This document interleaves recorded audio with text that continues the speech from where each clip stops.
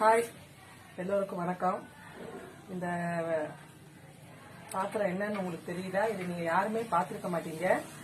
இதுதான் ரொம்ப ரொம்ப பழமையான ரயில் அடுப்புன்னு சொல்லுவாங்க. ரயிலுக்கு இதுக்கு என்ன சம்பந்தம் அப்படின்னு நீங்க யோசிக்கலாம். அந்த காலத்துல சேத்ராடம் போறதுக்கு, காசி, ராமேஸ்வரம் இதுக்கெல்லாம் போறதுக்கு சமையல் பண்றதுக்குன்னே பிரத்யேகமா தயாரிக்கப்பட்ட ஒரு பாத்திரம். இதுல என்னென்ன இருக்கு அப்படின்னு சொல்லி உங்களுக்கு காமிக்க போறேன். பார்த்தாலே உங்களுக்கே ஆச்சரியமா இருக்கும். ஃபர்ஸ்ட் ஏதாவது ஒரு காய் பண்றதுக்குள்ள 2 அகலமான பாத்திரம். அடுத்து இத சிப்பல் அப்படின்னு சொல்லுவாங்க.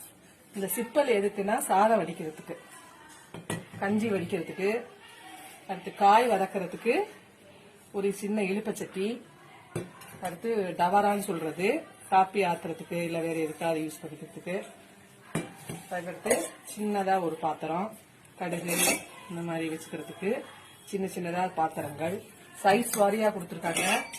அதே மாதிரி தண்ணி மோந்துக்கிறதுக்கு சின்னதா ஒரு சொம்பு, அதுக்கடுத்து கூட்டு,